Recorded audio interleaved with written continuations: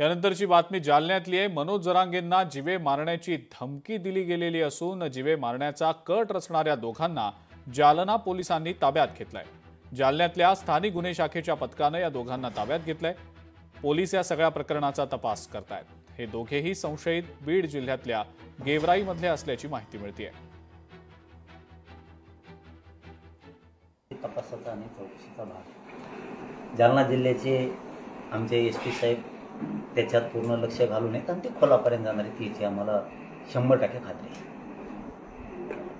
मला धमकी नाही दिली एवढी, आणखीन ही अवलाद धमकी देणारे पैदा नाही होऊ शकत। पण एक गोष्ट सत्य आणि खरी पण आहे की हे खूप मोठं षडयंत्र कट रचला गेला। त्याला काय म्हणायचं, समजा हत्येचा, खुनाचा किंवा काय घातपाताचा का जे काय असेल ते केलं गेलं।